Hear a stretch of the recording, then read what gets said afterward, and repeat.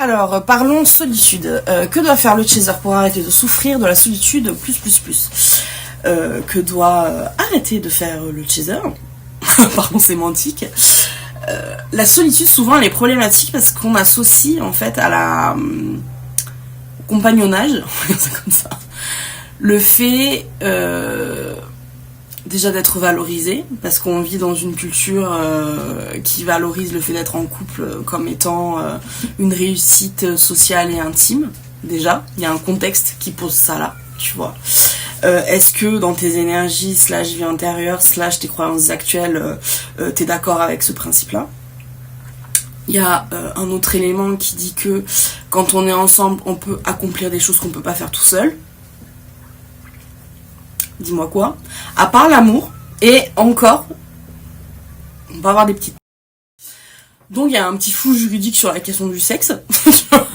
Mais concrètement, tu peux avoir la carrière de tes rêves tout seul, c'est pas ton autre qui va travailler à ta place. Tu peux acheter la maison de tes rêves toute seule si tu te donnes les moyens. Tu peux, voyager toute seule, aller au restaurant toute seule, aller au cinéma toute seule, lire les meilleurs livres que tu as envie de lire toute seule. Tu peux faire famille toute seule, comme moi, tu vois. Il y a tout un tas de choses à travers lesquelles on peut s'accomplir.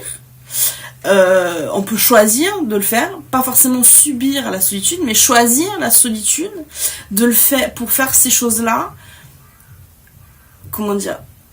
à 100% en respect avec nos propres règles, notre façon de faire, notre vision des choses. C'est ce que je veux dire. Et ça aussi, c'est une forme de liberté. Il y a beaucoup de personnes qui souffrent de la solitude parce qu'ils estiment qu'on ne peut s'accomplir qu'à deux. Ça, c'est une croyance, c'est un choix, ça n'est pas un fait. Aussi simple que ça. Si tu décides de bien vivre, ton énergie, ton cerveau va shifter pour que tu le vives bien. Tu vois ce que je veux dire? Mais c'est un choix, c'est profondément un choix. Il y a des personnes qui vont dire oui, mais moi, c'est au-delà de moi, c'est vraiment pas mon corps de valeur, etc. Mais si tu souffres, est-ce que c'est ça ton corps de valeur que de souffrir? C'est ce que je veux dire. Tu peux aussi faire évoluer ton corps de valeur. Si ce qui est important pour toi, important dans le sens émotionnel, romantique pour toi, qui te cajole, etc., est aussi ce qui te cause de la souffrance profonde et le fait de ne pas pouvoir avancer dans ta vie, de te sentir complètement stagnante là où tu es et qu'au final, les choses que tu arrives à faire, tu le fais avec rancœur. Peut-être que c'est pas les meilleurs idéaux de la Terre. Tu vois ce que je veux dire? Parce qu'un idéal, il est là pour nous rendre heureux. Il est là pour nous faire transpirer peut-être, mais de la bonne transpi. Celle de l'effort que tu fournis pour toi-même, tu vois. Pas la transpi de j'ai donné à mon autre, tu vois. Tout ce que j'ai de bon dans ma vie, j'attends qu'il vienne pour m'accomplir, etc. Mais c'est en train de prendre beaucoup de temps. Tu vois. Non, ça c'est pas de la bonne transpi. Ça c'est de l'angoisse. C'est pas de l'effort, c'est de l'angoisse, tu vois. Donc faut aussi faire le ménage un peu là-dedans. Y a des choses que culturellement, spirituellement, religieusement aussi, auxquelles on est très attaché. Autant j'adore les traditions, autant j'adore l'idée d'être ancré dans quelque chose. Aussi, une tradition qu'on ne fait pas évoluer avec son temps, avec ses envies aussi de bonheur, de sérénité, etc. Ce ne sont pas des bonnes traditions, ce sont juste du peer pressure, de la pression sociale de nos aïeux qui sont morts et qui avaient fait comme ça. Et qui nous disent depuis leur tombe, moi j'ai fait comme ça, il faut que tu fasses pareil, c'est la tradition. Mais ils sont plus là pour te dire que tu fais mal. Donc tu peux faire évoluer ta tradition si c'est quelque chose à quoi tu es attaché. En tout cas, c'est important de remettre en question, en tout cas de pas forcément de déconstruire, mais de simplement questionner, parfois pour valider, parfois pour infirmer.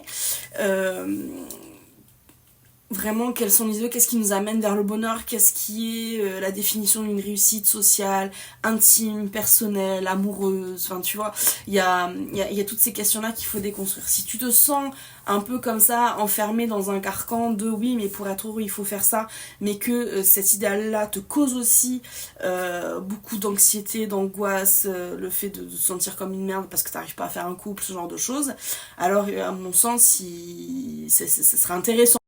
Ce serait intéressant de venir titiller un peu cette question-là, parce qu'il y a beaucoup, en particulier, de petites nénettes fraîches comme la rosée des prés qui regardent les téléfilms d'amour d'M6 en train de dire mais pourquoi moi j'ai pas ça, j'ai une pauvre merde. Mais arrête de regarder les téléfilms d'M6. C'est ça le souci, c'est cette notion-là du romantisme qui fonctionne super bien à la télévision avec quelqu'un qui est exactement comme toi et en train d'écrire le scénario à base de moi c'est ça que j'ai envie de faire dans ma vie. Tu vois, alors du coup quand j'arrive pas à l'avoir dans ma vie, je fais des scénarios. Donc, projection, tu vois. Donc c'est voilà, faut questionner notre rapport à l'intime, au romantique. Il y a un superbe livre pour ça qui est L'envie de Sophie Fontanelle, que moi je recommande à toutes les personnes qui se projettent pas du tout dans le fait d'être célibataire, tout simplement, qui voient ça vraiment comme un échec profond. C'est un livre hyper facile à lire, qui est de la fiction, mais en même temps très cocasse, très curieux, voilà, et qui déconstruit vraiment la notion du couple, et qui reconstruit la notion de célibat heureux, de célibat choisi, de s'investir, oui, mais pour la bonne personne, donc qui replace aussi la notion de l'engagement, tu vois. Parce qu'il y a beaucoup de personnes, par exemple, et ça, on a rabâché ça, surtout les nanas, on nous a rabâché ça dès qu'on était dans le berceau avec, comment dire, des petites princesses sur les oreillers, sur le linge de lit, où on te dira tout de suite, faut tout de suite te marier, et c'est ça ton objectif. Le truc, c'est qu'une fois que t'es marié, tu fais quoi? Tu vois ce que je veux dire? C'est, ok, très bien, mais il y a tout un tas d'étapes comme ça qu'il faut, comment dire, qu'il faut démonter. L'idée, c'est vraiment de se repassionner de la vie hors des chemins battus, quoi, en fait. C'est-à-dire, tout ce qu'on t'a appris, si aujourd'hui, je pense que t'as pas 18 ans, quoi. Si aujourd'hui, t'es toujours dans la même merde et que tu le vis toujours mal, alors que la vie passe et que t'es en train de compter les jours et que tu te sens toujours dans cette merde, je t'en parle parce que c'est exactement le ressenti que j'avais. Ça veut dire que ce qu'on t'a appris, c'est mauvais. Enfin, tu vois, aussi simple que ça.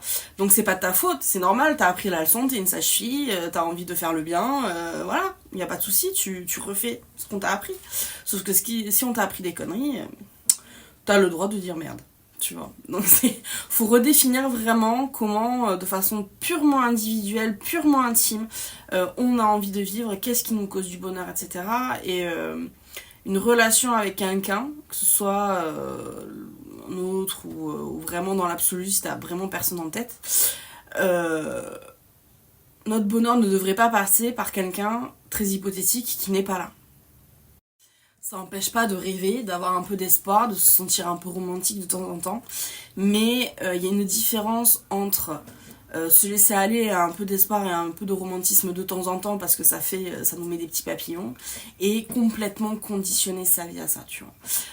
Quand on souffre dans la solitude, ça veut dire qu'on est en train de conditionner sa vie à ça et que l'autre amènerait sur son cheval blanc comme un messie, quoi, absolument la solution à tous nos problèmes. C'est pas vrai. Parce que la future personne avec qui tu vas être, a aussi son lot de soucis, a aussi un passé, a aussi des choses qui sont pas résolues, et c'est normal, c'est la nature humaine. La personne qui va venir pour toi ne doit pas te prendre en charge. C'est pas son job que de te prendre en charge, tu vois. Vous devez vous tirer vers le haut mutuellement parce que vous êtes tous les deux indépendants justement avec vos émotions, et que tous les deux vous savez vous rendre heureux personnellement, profondément, tu vois. Et quand on a cette capacité-là déjà d'être son meilleur compagnon à soi-même, tu vois, d'apprécier le temps qu'on passe avec soi-même, d'apprécier ce ciné tout seul, d'apprécier ce resto tout seul, les soirées à lire un bouquin, etc. Ton énergie, parlons purement énergétique, elle devient balle de sexy, tu vois. C'est pas forcément la notion de t'as pas trouvé quelqu'un parce que t'as pas encore travaillé, pas du tout. On est tous des work in progress, tu vois. Il faut pas du tout... faut vraiment démonter l'idée que si on a personne, c'est parce qu'on n'est pas abouti, qu'on n'a pas assez travaillé, machin. Non, faut se déculpabiliser. On rencontre quelqu'un parce que notre énergie est sexy pour l'autre, elle est gourmande, elle est sucrée, tu vois. Parce que justement, il y a cette notion de on s'embrique bien, on s'emboîte bien, on est compatible, etc. Justement parce qu'on a chacun nos challenges personnels, et que ces deux gros paquets, c'est chacun sa valise, ces deux valises ensemble vont bien, Tu vois ce que je veux dire?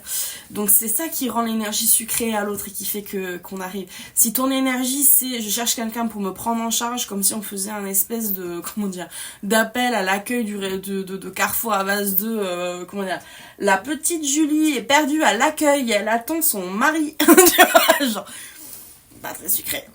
Tu vois, ton mari va se casser vite au rayon télé, tu vois, genre je suis pas là, je regarde le match de foot, tu vois, genre c'est un peu ça l'idée quoi.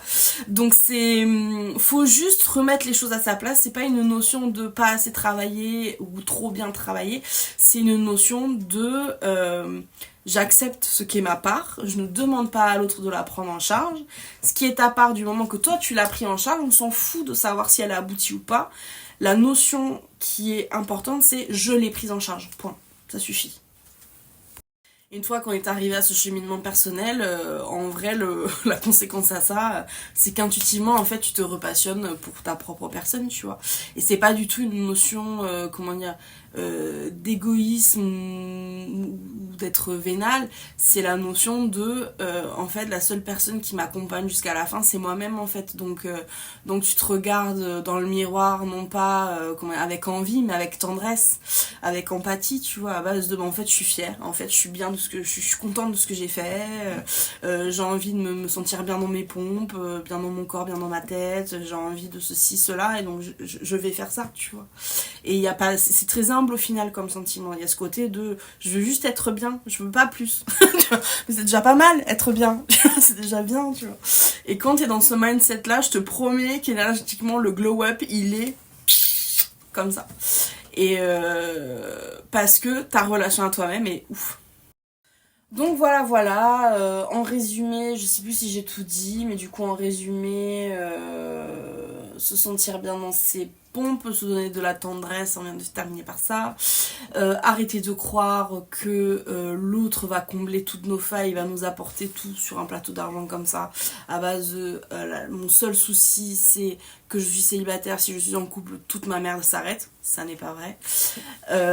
Si tu es impacté par les croyances un peu limitantes qui émanent de la spiritualité New Age, qui émanent de traditions familiales, de culture ou religieuses, etc., t'as le droit de faire une mise à jour de toutes ces traditions-là, de tous ces idéaux-là. Fais-le s'il te plaît. T'as aussi le droit de le faire à ta sauce, tu vois. Et surtout, on déculpabilise.